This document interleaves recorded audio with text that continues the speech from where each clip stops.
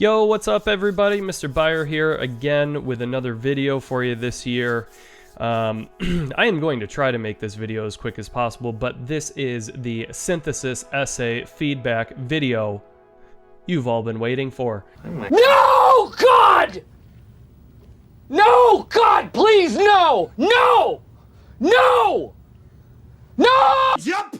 This does not just pertain to the synthesis essay. You will see that there will be elements in here that will speak directly to the synthesis essay. However, a lot of the things that I'm going to talk about are actually going to connect to all the writing that we've done this year.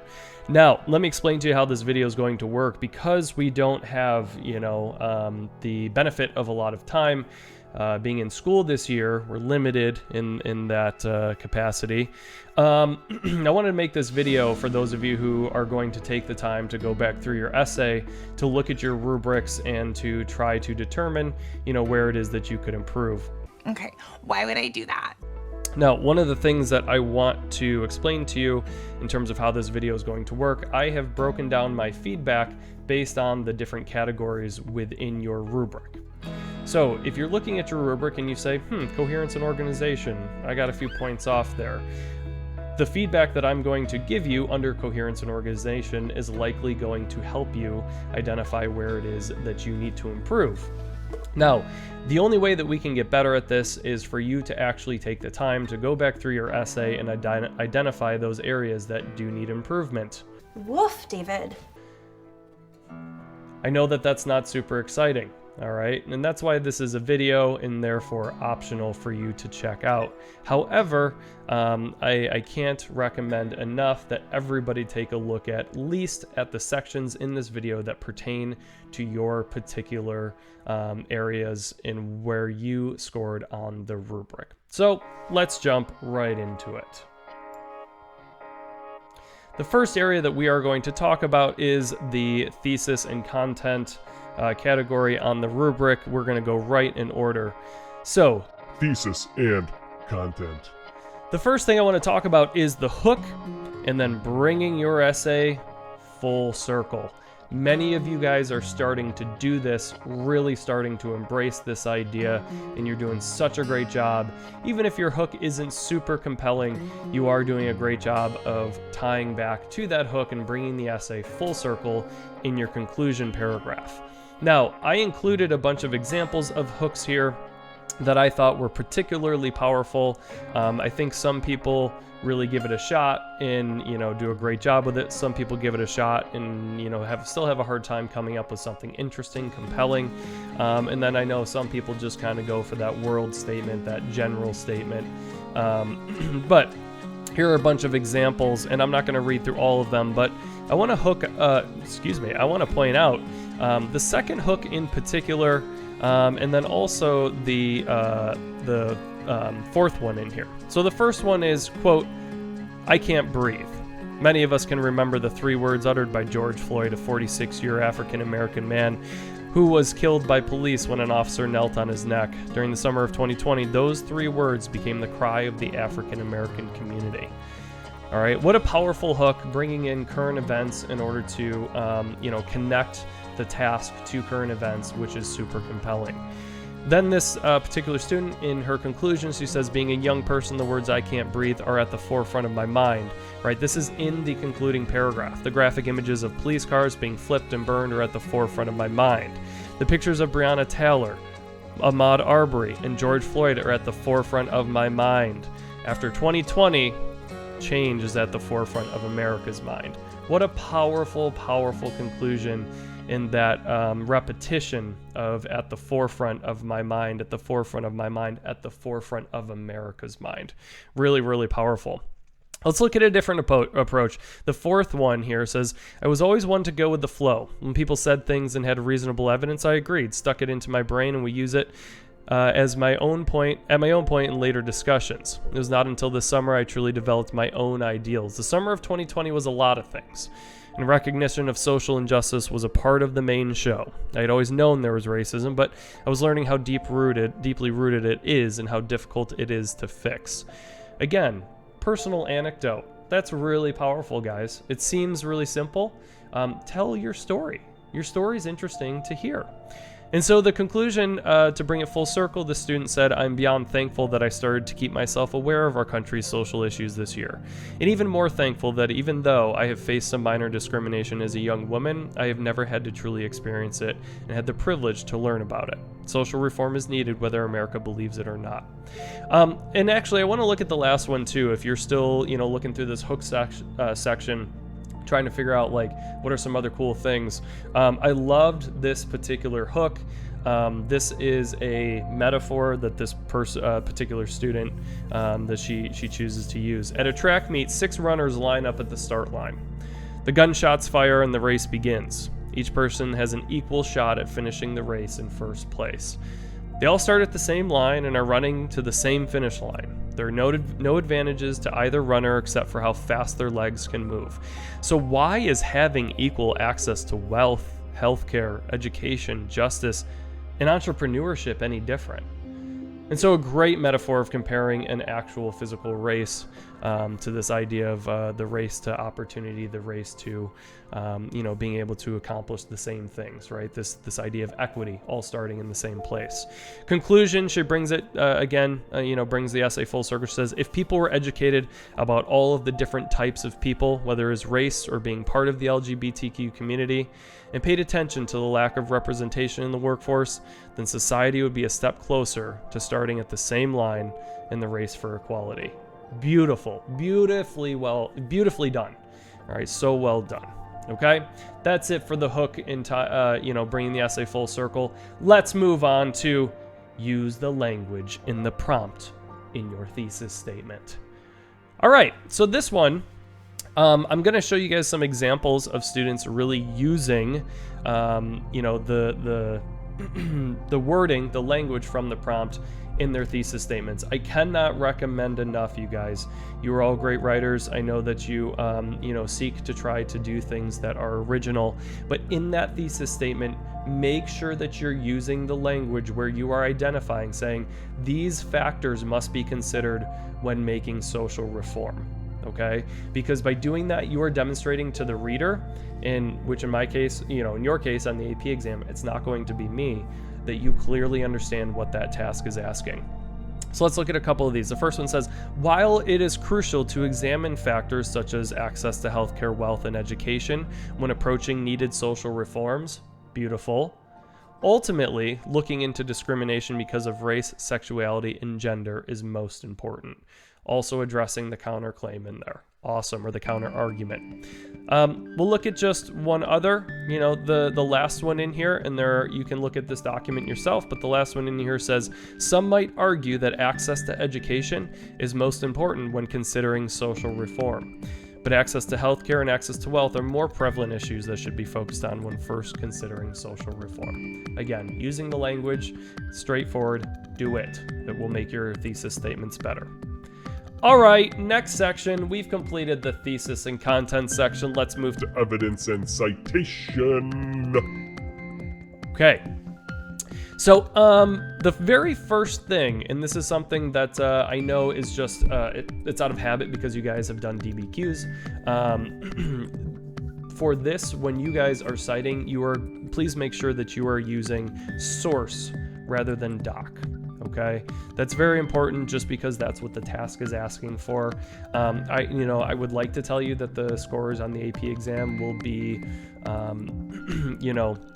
sensitive to that they will recognize that that's what you do on the U.S. history exam. But just to make sure that you're kind of, dotting all your I's and crossing all your T's, dotting your T's and cross, you know what I mean. Just make sure that you're using the terminology source. Moving on, lead into quotes. I've given you guys this feedback earlier this year, so this is a repeat. Some of you guys do a great job of this, but I want to show you a couple different examples of ways that you can lead into your quotes. Now, I'm going to briefly show you what this example said before. It says, for example, source C states that the number one way to get people out of poverty is to create jobs, period. Quote begins, the pathway, right? And then we have properly cited at the end, space, parenthesis, capital, source, C, close parenthesis, period. Now, here's the thing: when you have a period, when you create you make a sentence that outlines what the author is saying, what the source is saying, and then you have a period. It's not entirely clear that the quote then that you're introducing is tied to that idea. Okay, so to make it extremely clear, there are two ways you can do this. If you have a complete sentence, which we do here, you can put a colon, and then that demonstrates that what you just said in that sentence is now preparing the reader for the quote that you are now going to present, right? For example, source C states that the number one way to get people out of poverty is to create jobs. Complete sentence, colon, then you go into your quote, okay? The other option is, and this one was very similar. When I first saw this one, it did not have this author claim. So let's read it. It says, source C explains this and the harmful long-term effects that it imposes. It originally said, period, the impact on communities of color is particularly staggering, right?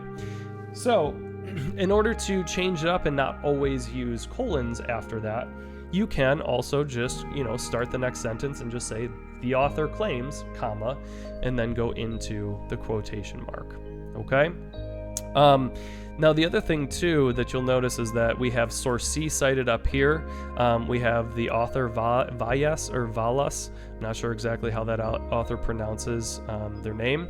But what I would say, and we'll talk about this in a moment, is whichever you decide to do, stick and stay consistent. So, for example, if you are going to cite in parenthesis source C, then for the rest of your evidence, you should be citing source, whatever, A, B, D, E, F, okay? Or if you start off by citing the author's last name or, whatever's provided, bls.gov or things like that, then stick with that, all right, for your parenthetical citation.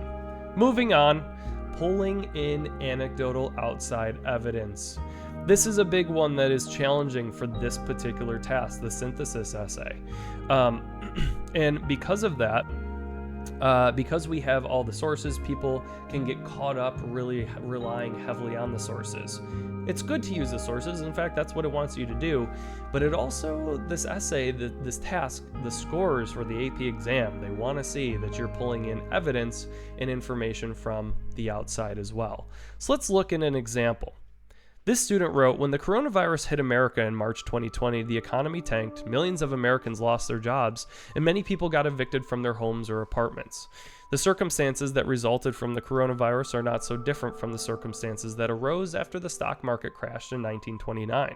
It took until Herbert Hoover was out of his second term for the people to elect FDR, who implemented his New Deal program, which picked up the people and the economy significantly. A part of the New Deal. And so this student does a great job, okay? Now, starts to go into a little bit about the New Deal, and then even makes a local connection, right? Improving the national and state parks like Letchworth State Park in Castile, New York. And then at the very end, the last sentence says, it is important to make jobs available that pay a living wage for everyone. Now we go on to, and so then that student went on to now rely on one of the sources and connect this idea that everyone must have a living wage by connecting it to source, I believe it was source C, okay? Another example is this one. Truthfully, I, and many other Americans, have been blissfully ignorant to the experiences others have suffered throughout our nation's history. As a child, I honestly believed that Christopher Columbus was a hero. Why? Because it's much more pleasant to teach about the great adventure of discovering the New World than it is to teach about slamming Native American. Okay, gets pretty heavy, but so I was taught the former for many years. One may argue that although brutal European expansion into North America was immoral, it is only a dark chapter in our past, so we should simply focus on the positive aspects of our nation today. While it is true letting go of the past is essential if we are to move forward, the unfortunate reality is minority groups are still experiencing discrimination today. Again, making a connection to what, the student's making a connection to what he or she learned previously. Okay, so pulling in that outside information, guys, is going to help solidify your argument. Next component, we're talking stay consistent in the way you cite throughout your essay. As I just talked about, I explained right here, right? If using source A, stick with source, right? Citing as with the source, or if you want to use the author's names, feel free to do so, to introduce your evidence and then cite with the source letter. I gave you guys a couple examples here. What I would recommend, I think if you are going to introduce evidence, if you say like source C says, and then you cite using the author's last name, this is just a really nitpicky thing. I would rotate those, switch those, and instead say like Valas says or bls.gov says, and then cite using the source and letter. Okay, because by doing that, you're saying that BLS really is the one saying this, or Valas is really the one saying this. Okay, and then you're citing also with your source. It's also not a bad idea, and people may have been questioning this as you guys were writing this essay. It's not a bad idea as well to always include the parenthetical citation at the end, even if you have called out the source or the author within the sentence. All right, technically you don't have to. Once you call out the source or the author right within the sentence, then you're fine. But by throwing in that parenthetical citation, you're ensuring that the reader isn't going to miss that you have in fact cited the source. Okay, so I do recommend that you've done that. You can't go wrong by overdoing it. All right, next category, how often do I cite? How many people had this question? I'm sure many. All right, so here is the recommendation. If you are paraphrasing evidence from a source, you can cite at the end of those consecutive sentences. All right, so let's look at an example. While other groups such as white and Asian people also saw a spike in unemployment, the groups that were hit the most belonged to those of Black/African American and Hispanic/Latino descent, reaching upwards of 9.9% of the total population, within those groups being unemployed. Okay, there's specific data in there. That data is coming from a source. We'd think, okay, let's cite that. Well, hang on. If our next sentence is also going to provide information from the source, we don't have to yet. It is also shown that the educational differences between the groups show that those less educated between the groups fall within those Black/African American and Hispanic/Latino groups, potentially leading towards unemployment over a lack of education. Boom. There's our parenthetical citation, source B. Okay? Now, let's say that we had that first sentence in that second sentence, let's say we had a sentence in between there that provided some analysis, you should then cite both that first sentence and the second sentence, because you don't have consecutive sentences that are providing information directly from the source. All right. Now, the other option, as I talked about earlier, is you can include the source or author in your lead-ins, right? So you could say the author of source A claims, or, he, she, they continue on to argue that. Furthermore, they clarify. So when you have, consecutive sentences, you can say the author of source A says, and then you go on and start your next sentence to say, the author continues to argue that. And by doing that, you are now connecting the dots from your original claiming of source A or citing of source A. You're connecting the dots along all of your consecutive sentences. That's it for the evidence and citation section. Let's move on to development and understanding on the rubric. All right, so here's one of the big things that I wanted to share with everybody. And it's this idea that, remember for this, and I spoke about this earlier a little bit, your focus for the essay is the argument. The sources are the supplement. Let me show you what I mean. Here are a couple students that did a really good job of really making the argument and then pulling in the sources to help with that argument. Wage inequality has been going on for decades and is something that should really be talked about more if society wants to move forward. Certain groups, specifically women, blacks, and Hispanics, are being paid a fraction of what a male or white male is being paid to do the exact same job. According to the Center for American Progress in 2014, so the student does a really good job of really introducing the argument, right? That wage inequality is something that's been going on for a long time. That certain groups are hurting due to a lack of equality when it comes to wages. And then the student brings in the source to help solidify that argument and prove it. Okay?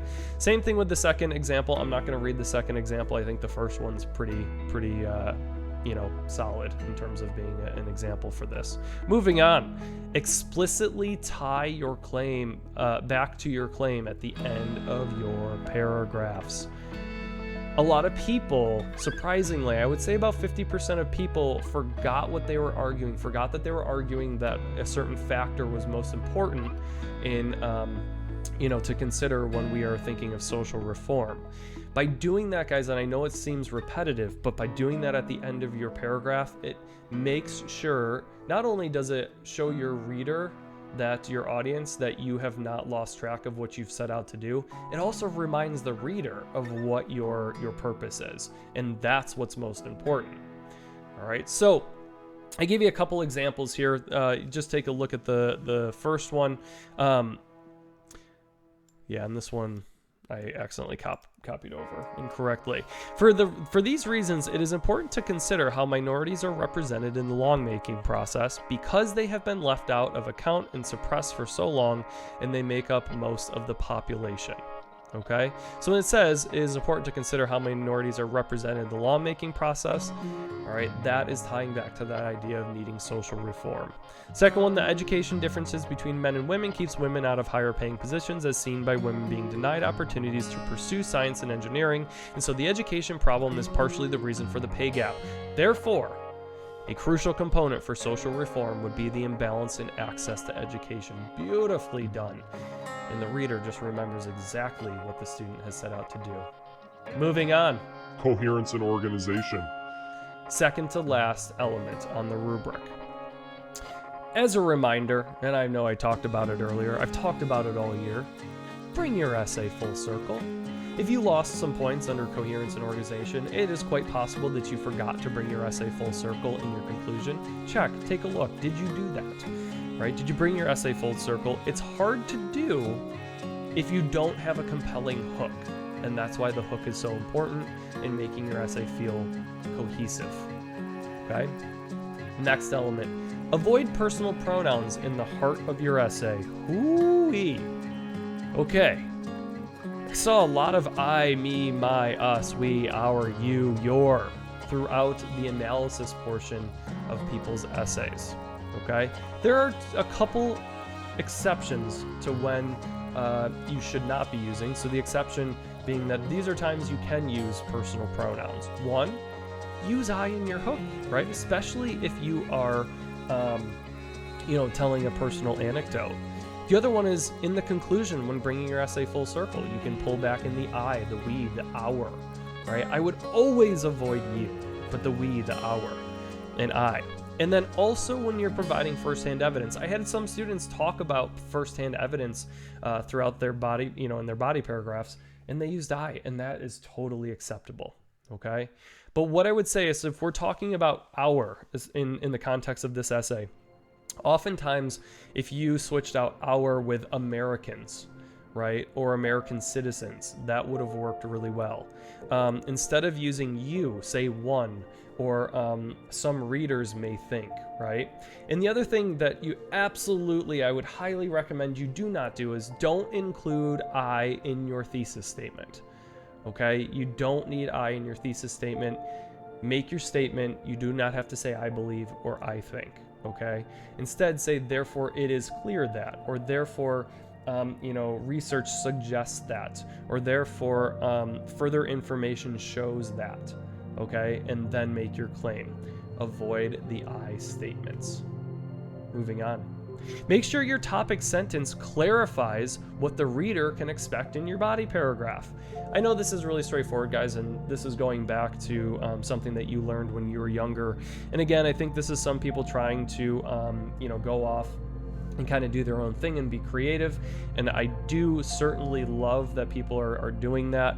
However, the reality is you have to make sure, in order to ensure that your essay is coherent and that it's organized, you got to make sure that you are clearly identifying which factor, in the case of this synthesis essay, you are talking about.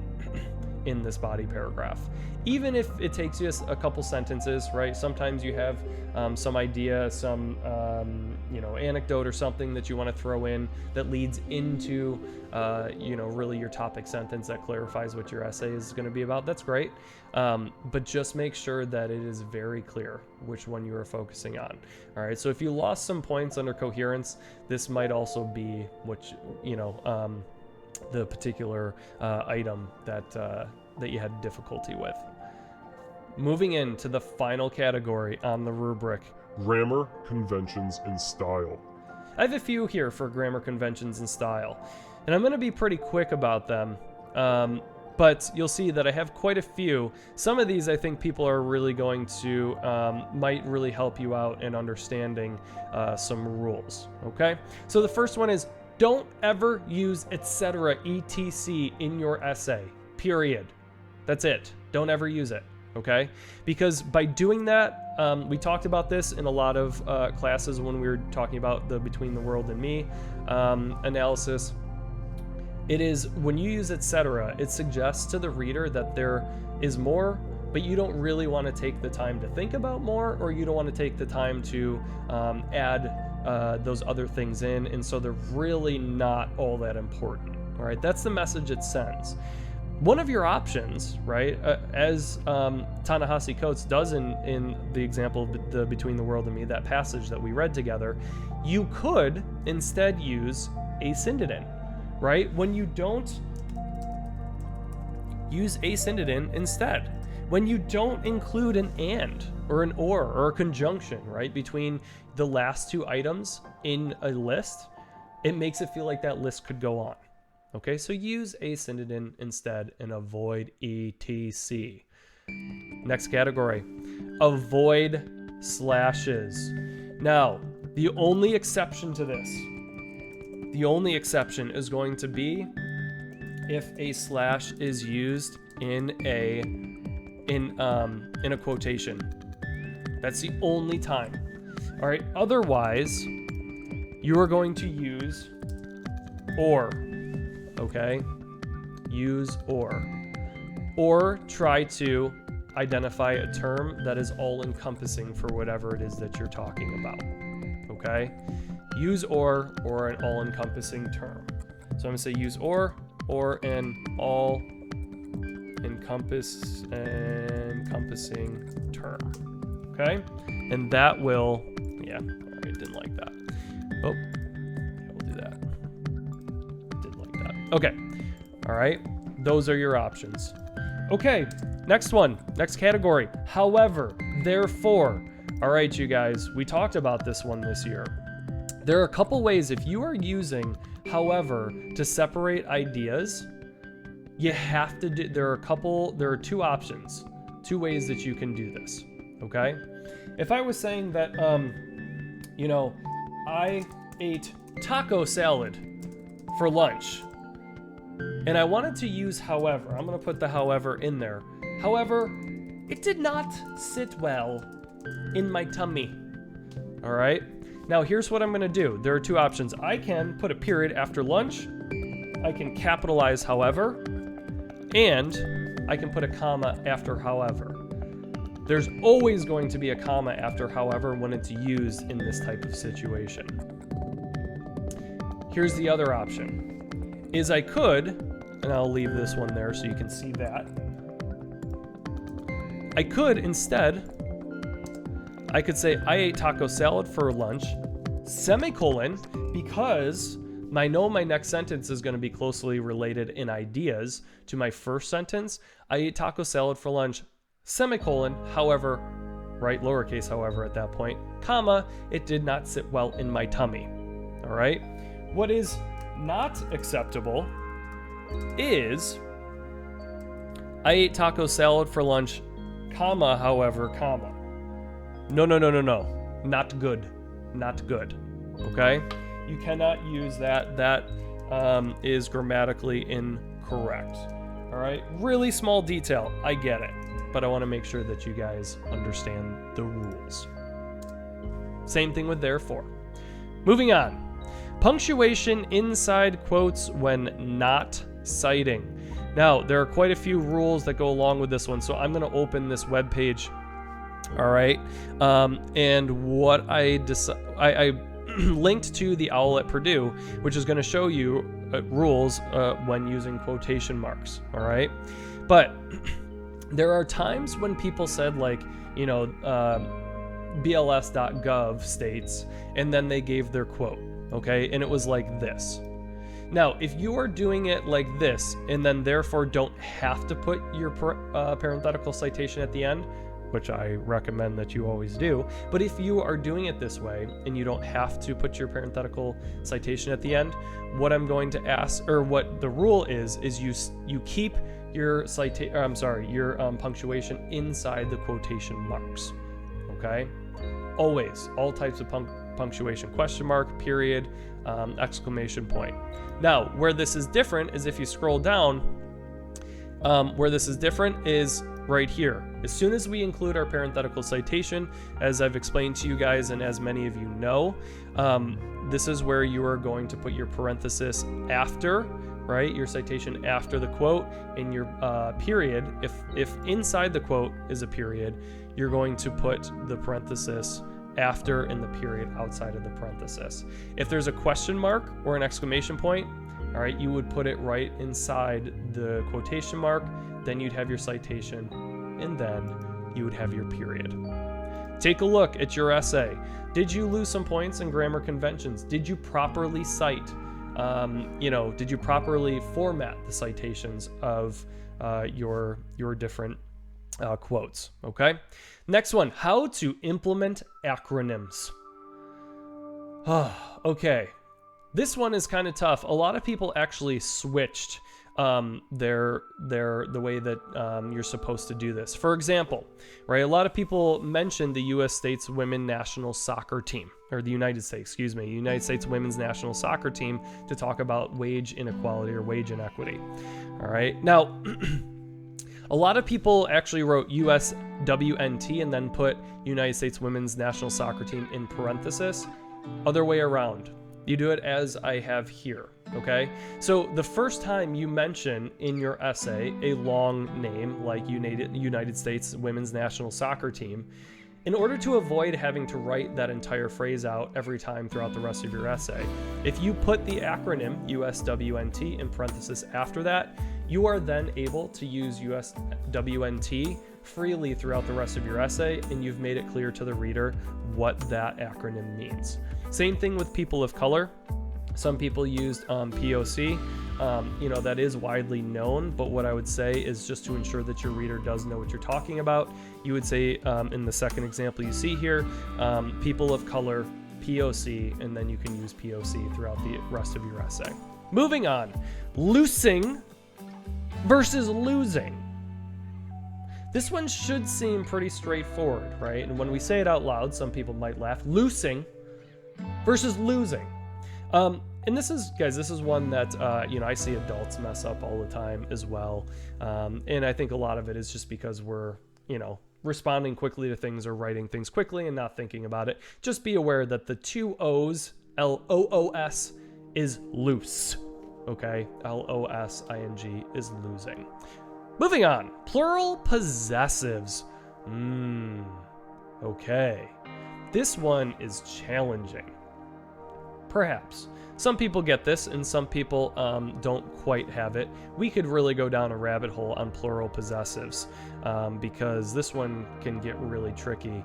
But I think the example that we have looking here, this is the original sentence, and I'm going to take a moment to correct it for you so that you can see. So the actual, just threw my mouse here. The correction, I'm going to copy this, paste it over. The correction would actually be, so it says, similarly, blacks and Hispanics' hope for equal access to education has increased, but it still isn't equal to white men. Now, we are talking, right? This is plural. We really are talking about many, right? Same with Hispanics. Now, if I were to correct this, I also typically will also capitalize black and that's becoming more and more expected. So that's what I would do, just as a side note. And Hispanic is always going to be capitalized, okay? So in this case, though, in order to address the idea of possessive, plural, I know I have to have an S at the end, right? Same thing with Hispanic, so I'm going to put Hispanics, okay? And now I have a situation where I know that I'm plural. Now, to show that it's both plural, that there are many, and it's possessive, I put the apostrophe after the S, okay? And now it's showing that a large group, that they possess this hope, okay? And that they're, right, the verb is hope, right? And that they now possess this hope, this large group, okay? That one can get really tricky. One of the outliers, one of the things that's tough is when you start pulling in pronouns like it. If you have, you would actually never have a possessive of its, all right?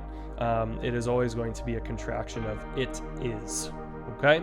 Moving on, possessives, but watch out for it. Ooh, I just talked about it, all right? Again, if we have a possessive, right? Typically, apostrophe shows a possessive. In this case, that's not true. This is just showing the contraction it is, okay? Now, if we said that the ball was its, now I would never recommend that you would write or speak that way. That would actually, oddly enough, that would show possessive in this case, because like I said, the apostrophe shows that it would be a contraction of it is. Odd, weird. English language is so weird and frustrating and annoying. Okay, moving on. Italicize the titles of longer works and put quotes around titles of shorter works. Okay, so what would be some examples of some longer works? Well, if we're talking about longer works, we're talking about like novel titles, we're talking about database titles, we're talking about publications, right, such as like, I'll say like the New York Times, right, database, there's a database called, database called Issues and Controversies,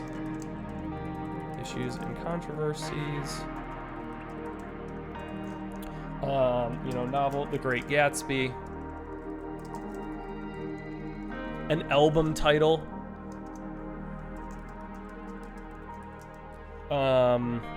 if we were talking about like Pink Floyd, The Wall. And then another one would be a TV series. So, for example, The Office. All right, those would all be italicized, or they would be underlined if you were handwriting.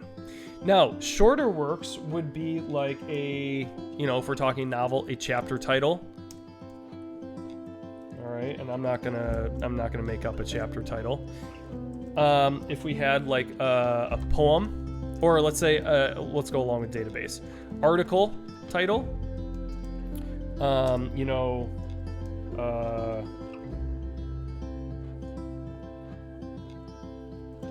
Information about the coronavirus, right? I don't know. Okay, let's just say we had an article entitled that. And then same thing with publication, right? Article title. I'll put a poem here, right? If we had a poem, The Rose That Grew from Concrete, right? That would be a poem title. A song title. We'll just go along with this because, well, let's do it for all my Harry Styles fans out there. Canyon Moon, all right, TV series. And then if we had an episode title, all right, so it would be like, for The Office, be like Diversity Day, okay, would be an example of where we would put quotation marks around those shorter texts. All right, so if you are, if you are in the synthesis essay, if you're citing or wanted to include the title of, the article, which is often listed at the top of the source because they provide the bibliographic information, the works cited information, just make sure you're putting, quotation marks around that. And if you are citing the publication, that's where you would italicize, or when you are taking the exam, when you're handwriting, that's where you would handwrite that, underline it, okay? So next one is the comma splice, you guys. And I'm just fixing this to go back to the original way that the sentence looked. Now, in order to understand the comma splice, the best thing, or what you have to understand, is what makes a complete sentence, right? Where we have a subject and a predicate, or a subject and a verb, and then everything that comes after the verb. So in this case, if you read the first sentence, discrimination can come in countless forms. So discrimination is our subject, come is our verb, and then we have in countless forms. That is a complete sentence. So we have an option. We can put a period here, and then we can capitalize it, or we can put a semicolon because these two sentences are closely related. If I continue reading this, it says, it can affect you both physically and mentally. That is also a complete sentence. And to avoid overusing a semicolon, I would put a period at the end of this sentence, and then capitalize all of these affect LGBTQ plus people, okay? Look at the next example. Those three stats are awful. Also a complete sentence, right? Those three stats are our subject. Are, the verb, is the verb to be, all right? So we have a subject and we have a predicate. I would put a period here and capitalize if. If an individual took a classroom full of 20 LGBTQ plus people, more than half would be most likely to raise their hand that they've been discriminated against in some sort of way. Okay? Now, here, since this sentence begins with if, we are going to have a comma in there. Okay? We need that because this the first half of this sentence becomes a dependent clause when you add an if in there. Okay, so in order to make a complete sentence, you got to have the comma and have an independent clause attached to it. Moving on to colon use. Okay, so a lot of people, this colon use was a big thing. If you had, maybe lost a couple points on grammar conventions, take a look and see how you used your colons in your essay. All right, so I put the rules in here for how to properly use a colon because I think a lot of people were wondering, how can I properly use a colon? All right, so important factors that an individual or agency should consider improving on would be, this is an incorrect use of the colon, okay? And the reason it's incorrect is because let's take a look at the rules down below. All right, here are the rules. To announce, introduce, I'm looking right here. To announce, introduce, or direct attention to a list, a noun or noun phrase, a quotation, or an example/explanation, which is what this student is trying to do up here. You can use a colon to draw attention to many things in your writing. The categories listed below often overlap, so don't worry too much about whether your intended use of the colon fits one category perfectly. So if you want to use it in a list, and this is what a lot of people want to do, you're going to have a complete sentence before you have your colon. For example, we covered many of the fundamentals in our writing class. Colon. Now we go into our list. Grammar, punctuation, style, and voice. Okay? Now, here's another example. Sorry, the spacing is weird here. Here's another example.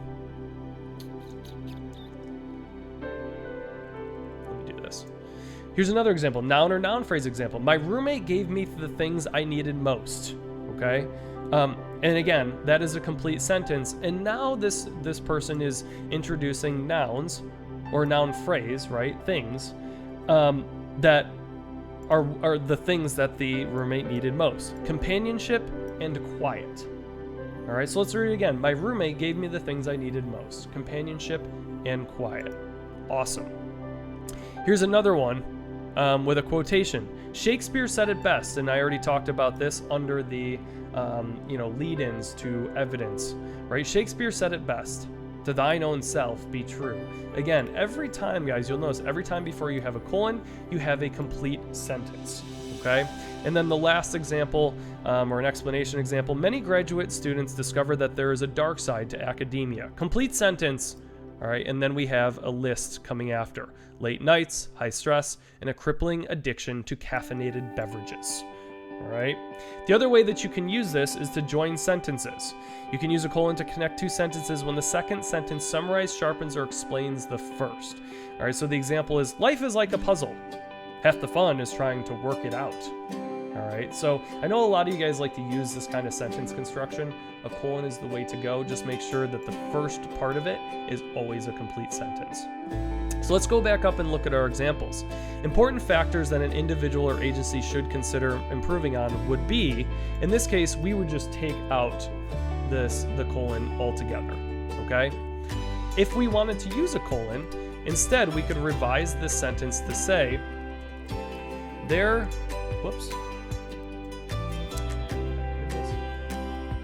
are many important factors that an individual or agency should consider.